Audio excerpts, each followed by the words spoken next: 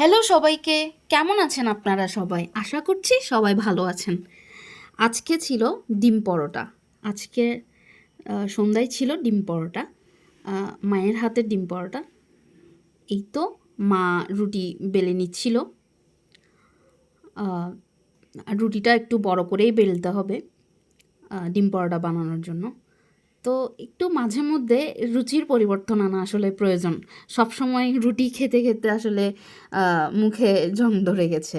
তো সেক্ষেত্রে মা আজকে আহ, ডিম পরোটাই বানিয়েছিলেন।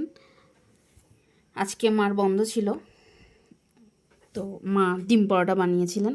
এই তো রুটিটা বড় করে বেলে নিচ্ছিলেন, এভাবে করে আস্তে আস্তে সবগুলো রুটি বেলে নিচ্ছিলেন। এই তো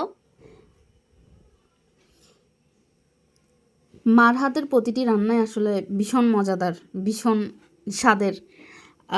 আসলে আমরা যারা অনেক দিন ধরে মেস লাইফ কাটিয়ে এসেছি, তারা যখন বাড়ি আসি, মার হাতের রান্নাটা আসলে অনেক মজাদার, অনেক ভালো লাগে।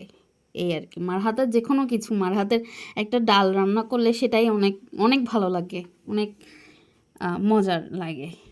এই আর কি, মার হাতের প্রতিটি রান্নাই বিশেষ বিশেষ।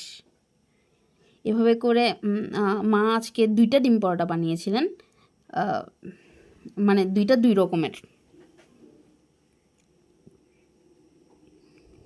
এভাবে করে এখন একটা প্লেটে নিয়ে ডিমগুলো দিয়ে দিচ্ছিলেন। ডিমের মধ্যে কাঁচামরিচ দিয়েছিলেন,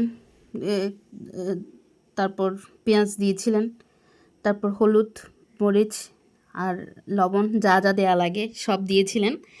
এভাবে করে ডিম দিচ্ছিলেন, একটু বেশি করেই ডিম দিচ্ছিলেন। আমিও বলছিলাম একটু বেশি করে ডিম দাও। এই আর কি। এরপর কড়াইটা, প্যানটা রেডি করে এরপর তেল তেল দিয়ে দিয়েছিলেন। এরপর এটা রেডি করে ঢেলে দিবেন।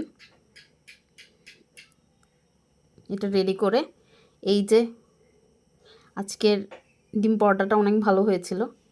আপনারাও চাইলে এইভাবে বানাতে পারেন। দেখুন কতটা সুন্দর হচ্ছে, দেখুন। এই যে এরপর উল্টে পাল্টে নিয়েছিলেন। আমার আমার ডিম পরোটা অনেক পছন্দের। ডিম পরোটা জিনিসটা আমার অনেক পছন্দের। এখন খুব কম খাওয়া হয়, ওই কম বানানো হয়, তাই আজকে মা বানিয়েছিলেন বিদায় খাওয়া হয়েছিল, এই আর কি। দেখুন এটা আরেক রকমের, এটা আরেক রকমের। এটা একরকম বানিয়েছিলেন, এটা আরেক রকম বানিয়েছিলেন। এই যে, হ্যাঁ, বেশিক্ষণ লাগে না। মা বলছিলেন কাটবে কি না, আমি বলছি না, প্লেটে নিয়ে তারপর কেটো।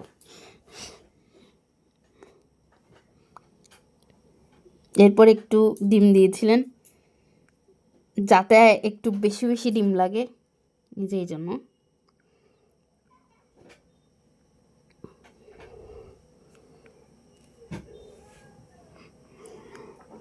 দেখুন কতটা সুন্দর হয়েছে, খুব সুন্দর হয়েছে না?